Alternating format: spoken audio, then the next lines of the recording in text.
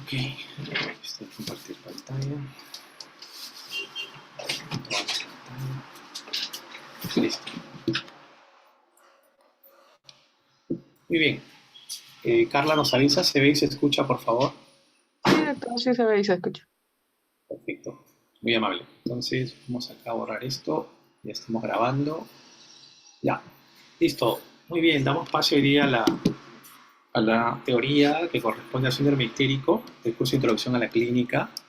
Quien les habla es Miguel Guevara Cruz, soy médico internista del Hospital Rebagliati, docente del curso. Vamos a hablar de un tema que es bastante recurrente e importante en la práctica clínica y en lo que corresponde al aspecto semiológico, ¿no? Cuando encontramos ictericia en un paciente, es probable que lleguemos al diagnóstico tarde que temprano, ¿no? Es un signo muy importante y de una marcada, vamos a decir, solidez para poder establecer un cuadro diagnóstico.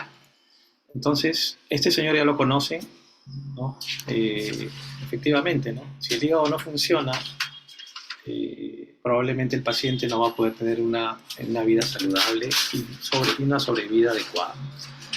Solamente comentarles que nosotros estamos trabajando los planos diagnósticos de la siguiente manera, ¿no? Tenemos un método clínico riguroso que se trata de establecer signos y síntomas y a partir de esto estamos estableciendo un diagnóstico sindrómico y esto se llama síndrome ictérico. Posteriormente pasaremos al área topográfica, donde está el hígado, las vías biliares, pre, pos o intrahepático. Y finalmente nos vamos a llegar a un diagnóstico diferencial y etiológico que, de acuerdo al contexto clínico y epidemiológico de cada paciente, haremos la presunción. Entonces no olvidarnos que estamos en el paso 1 y en el paso 2, que es la charla del día de hoy. Para eso, brevemente haremos un repaso de la anatomía del hígado. Ya sabemos que el hígado tiene varios segmentos, ¿no? El lóbulo izquierdo, el lóbulo derecho, que son los que generalmente nos van a permitir poder evaluar clínicamente al paciente en el examen de la palpación. Son 8 segmentos subdivididos, ahí están a la derecha, ¿no? Vemos ahí, que nos permite hablar en un solo idioma, tanto en la parte clínica como en la parte imagenológica, ¿no? Solamente para ubicarnos, miren la cara anterior, que es la que estamos palpando, el reborde en el examen físico, y acá está la cara posterior, ¿no? Con la vigencia de los vasos. Entonces, es importante tener la relación y la comunicación de este proceso anatómico para poder entender qué es lo que está pasando. Órgano más grande, más o menos pesa el kilo y medio, ¿no? Y su coloración es rojo pardusco. Histológicamente, lo normal es que encontremos acinos, los acinos hepáticos, ¿no? La parte sinusoidal, los hepatocitos, ¿no? Y lo que constituye finalmente el lóbulo hepático como estado funcional, estructura funcional del hígado. Entonces, si queremos hablar de ictericia, inevitablemente tenemos que hablar de bilirrubina, ¿no? La bilirrubina es un pigmento que es parte de nuestro proceso. Es un pigmento amarillento, miren, pasa todo esto, es un anillo tetrapirrólico, ¿cierto? Que se encuentra en la bilis y que se forma por la degradación de la hemoglobina, ¿no? Esa es la bilirrubina, ¿se acuerdan? Entonces, si hacemos todo este recorrido, del 1 al 10, vamos a ver todos los pasos que corresponden a el proceso de la degradación de la hemoglobina hasta hacer bilirrubina. Muy concretamente, el eritrón se destruye después de 20 días, 120 días, se ha fagocitado, el grupo hemo se va por un lado, el hierro se va, se convierte en biliverdina, ¿no?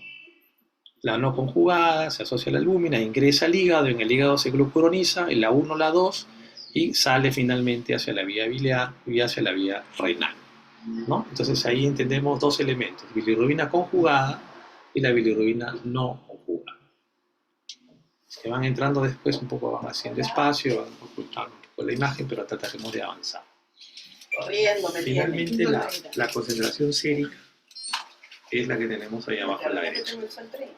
¿Ya? Muy bien.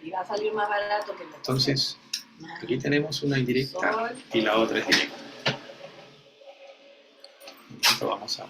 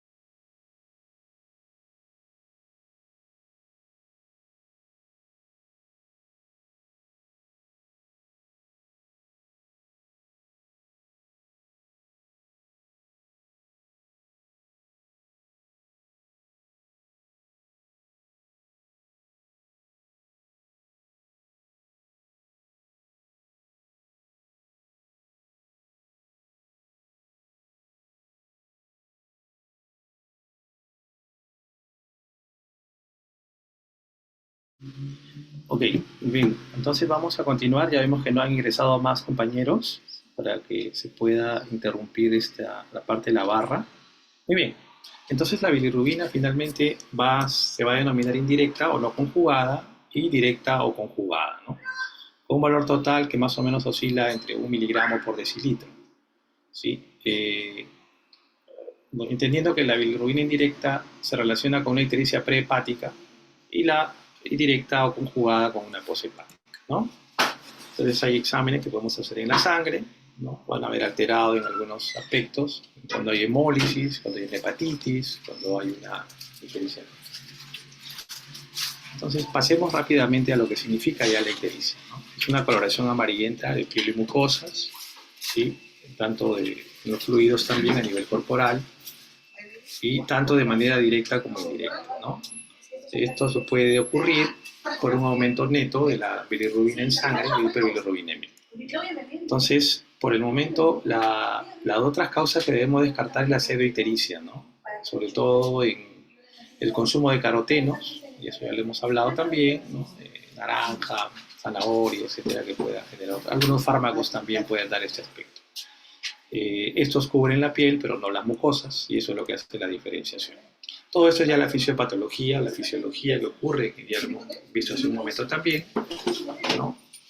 Y aquí vamos a ir tomando en cuenta ya algunas de las cosas, ¿no? Cuando hay una bilirrubina no conjugada, básicamente hablamos de hemólisis o una disminución de la absorción hepática o de la conjugación. Y cuando vemos una bilirrubinemia alta conjugada, Hablamos de una disfunción hepatocelular, coléstasis intrahepática o extrahepática. Y eso nos va a poder permitir establecer mejor. Cuando hablamos de una prehepática, básicamente estamos hablando de hemólisis, ¿no? El sistema reticuloplasmático absorbe el problema hemolítico, aumenta la bilirrubina indirecta y se produce todo el proceso que ya conocemos, ¿no? La vida media del hematí es menor, esferocitosis, enfermedad hemolítica de recién nacido, anemia hemolítica autoinmune. En la ictericia prehepática también, la no conjugada, vemos un tipo de bilirrubina que es más liposoluble, ¿no? Que aumenta con la hemólisis y es obviamente de las todas es la menos frecuente. En la ictericia hepática las causas son diversas. Hay una disminución de la adaptación de la bilirrubina en el hígado, ¿no? Vamos a un ratito a cerrar acá. Hay un daño hepatocelular, que es lo más frecuente, y disminución de la glucuronización, que son deficiencias poco frecuentes. Entonces, en la captación vamos a ver que hay un aumento de la bilirrubina indirecta, pero también a nivel de la directa, ¿no? Son ambas cosas, vamos a ver esto, tanto a nivel plasmático como a nivel del hepatocito. Vayamos ahora a la poshepática, que es la más frecuente, que es la famosa ictericia obstructiva, ¿no? Donde hay un fallo en la eliminación de bilirrubina. Por causas benignas, a la cabeza pues la litiasis biliar, la litiasis coledociana, las estenosis de la vía biliar postoperatoria, algunos parásitos, y las malignas, obviamente, a la cabeza el cáncer de páncreas, el cáncer de la vía biliar, ¿no? O por compresión extrínseca. Esta ictericia obstructiva, ¿no? Nos da niveles altos de bilirrubina conjugada, ¿no? Escaso urobilinógeno, nos da hipocolia, ¿no? Y todo lo que ya hemos aumentado, y a veces también puede dar colestasis con incremento del prurito. Acá vemos algunas imágenes de lo que nos puede decir. Hay una fase mecánica, una fase metabólica, una fase terminal de lo que viene a ser el proceso normal de la excreción de la bilis, ¿no? Sabemos que producimos más o menos 1 litro de bilis en 24 horas y esta tiene toda una absorción, ¿no? A nivel de la parte intestinal. Cuando estas se aumentan, las sales biliares también aumentan y eso genera prurito y rascado, ¿no? Así como abajo ven las imágenes de coluria y acolia fecal, unas heces mucho más pálidas. Muy bien, ¿qué hacemos cuando tenemos un paciente ictérico? Ya hemos definido que hay una ictericia de piel y mucosas, ya hemos visto que hay. Siempre hablamos de la evolución, hace cuánto tiempo está ictérico, desde cuántos días, ¿no? Si son semanas, son algunos pocos días, hablamos de una hepatitis, una ictericia obstructiva, si son algunos meses pensamos en cirrosis hepática y hepatopatías crónicas. En las mujeres jóvenes de edad media no se olviden cirrosis biliar primaria, ¿no? Cuando hablamos de varios tiempos. Apareció rápidamente en horas hepatitis vírica tóxica o coledocolitiasis. Lentamente cirrosis, carcinoma, hepatitis crónica activa, ¿no? Estuvo el paciente, miren, importante, ¿no? Presidió la ictericia, una pérdida de apetito, náuseas y vómitos. Y este dato importante de aversión al tabaco, sospechan de hepatitis viral tipo. La ictericia ha sido moderada, intensa, variable, ¿no? Si es algo de grado moderado, ¿no? Estamos en una cirrosis a nivel hemolítico. Si es intensa, pensamos en un proceso más obstructivo, tanto intra como extrahepático. Es variable, entonces puede haber obstrucciones incompletas o un cuadro de cirrosis biliar. Algún factor desencadenante, ¿no? Vamos a ver, por ejemplo, en hepatitis B hay el antecedente de tratamientos intramusculares, parenterales, transfusiones, vacunas, tatuajes, ¿no? O el uso de drogas intravenosas también. Y por otro lado, el uso de alimentos de poca procedencia, ¿no? De mala manipulación puede tener para el virus de la hepatitis A. No sé si me pueden confirmar que se escucha y se ve, por favor. Sí, se escucha y se ve, doctor. Bien, gracias. Un segundo, vamos a... Ya. Ok. ¿Qué pasa igual con el color de la orina, ¿no? Es el mismo de siempre, ha cambiado, como cerveza, como Coca-Cola, es sanguinolento, ¿no? Entonces tienes que ver que hay hiperurinemia de tipo no conjugada, en la hepatocelular es más este tipo obstructiva, es más cargada, ¿no? Y en las seminolentas, cuando hablamos sobre todo de leptospirosis o alguna, digamos, hepatitis tóxica, también puede incrementar ese tipo de orina y la coloración de la orina puede hacerse más oscura todavía, ¿no? Cuando hablamos de leptospirosis. ¿Ya? Entonces vemos ahí una orina colúrica, ¿cierto? Y una orina más hemática que las anteriores. Muy bien. Igual pasa con el color de las heces, si están pigmentadas, necritis obstructiva, poco pigmentadas, muy pigmentadas, necritis hemolítica, y son negras o no, como les digo. Un segundo, voy a hacer una pausa un momentito pues, para el tema de... ¿Me permiten, por favor, unos segundos? Voy a hacer una reconexión. Un momento, por favor.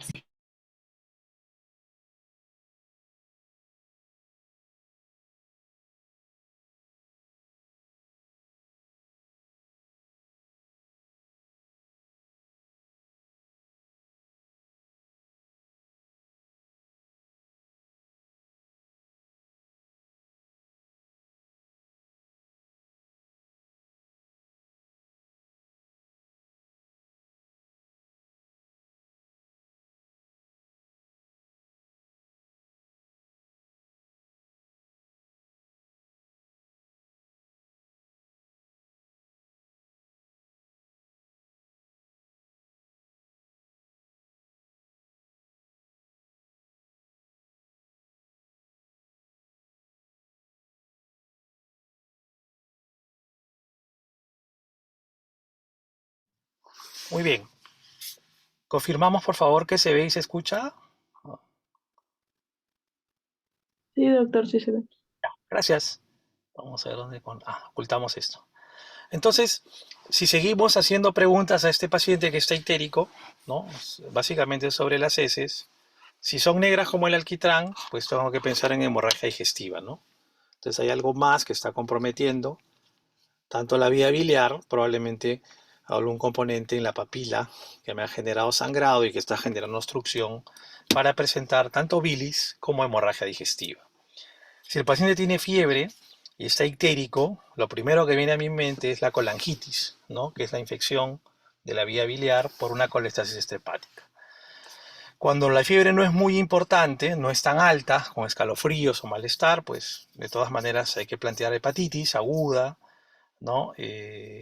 No, la cirrosis per se no produce fiebre, pero sí condiciona procesos infecciosos, ¿no? En un paciente por tener inmunosuprimido. Pero la presencia de escalofríos sí nos orienta bastante a la presencia de una colangitis, sobre todo de causa biliar.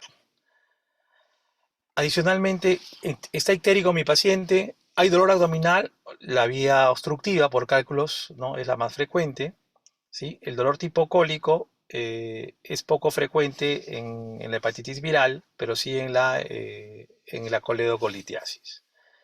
Hay un malestar localizado en el cuadrante superior derecho como una pesadez, hepatitis vírica, sobre toda la cabeza, ¿no? El dolor es sordo, es cerebrante, es crónico, enfermedad pancreática, ¿no? Epigástrico irradiado hacia la espalda, igual lo mismo, pero ya de manera más crónica. Y cuando hay pérdida de peso, ha habido náuseas, vómitos, no se olviden que la hepatitis es una de las cosas, ¿no? La secuencia de hepatitis es muy, muy clara. El paciente hace un cuadro general, hace un cuadro de fiebre, baja la fiebre, aparece la ictericia y finalmente un dolor en el hipocondrio derecho tipo pesadez.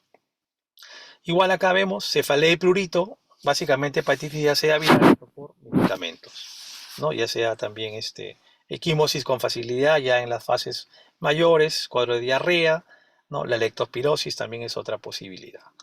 Pérdida de peso, ya distensión abdominal, estamos hablando de cirrosis biliar primaria o carcinomas o hepatopatías crónicas de mayor implicancia. Acá se ha repetido. Muy bien. Finalmente, esta ictericia, ¿cómo es? Es un amarillo claro, es flavínica, muy bien, pienso en una hemólisis.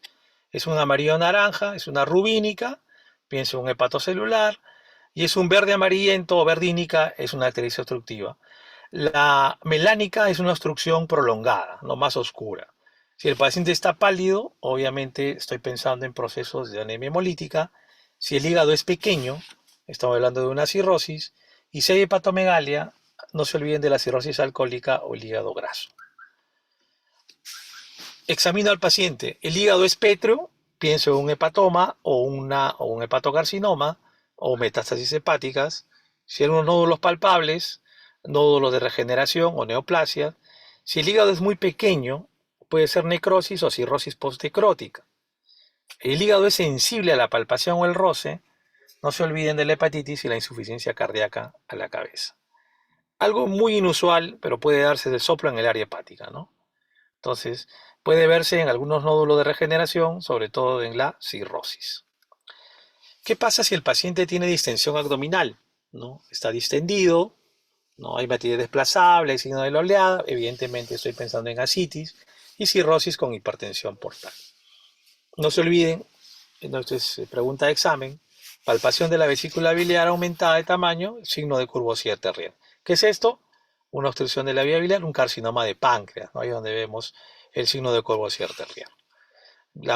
El signo de Murphy positivo, coledocolitiasis o colelitiasis, fiebre con escalofríos, colangitis aguda, ¿no? Si encuentro un fetor hepático o un asterixis o lo que llamamos el flapping, un paciente con encefalopatía hepática, y finalmente, si encuentro signos extrapiramidales con el anillo corneal de Kaiser-Fleischer, pues estoy pensando en la enfermedad de Wilson. Muy bien, estas son unas imágenes que nos pueden ayudar un poco a diferenciar lo que es lo flavínico, lo rubínico, lo verdínico y lo melánico, ¿no? De la izquierda a derecha, prehepático, hepático, poshepático, y el último es un poshepático prolongado, ¿no? Que te da esta coloración mucho más oscura. Aquí vemos una ictericia rubínica, es una lesión hepatocelular.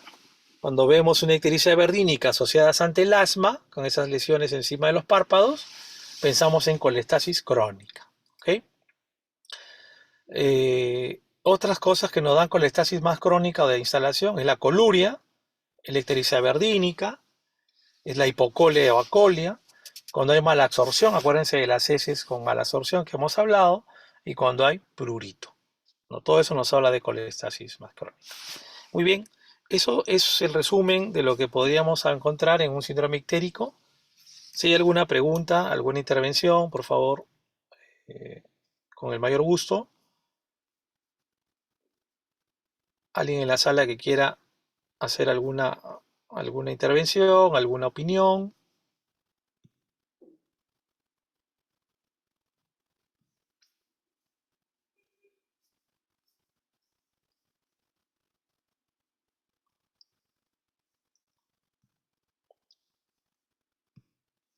Ok, entonces,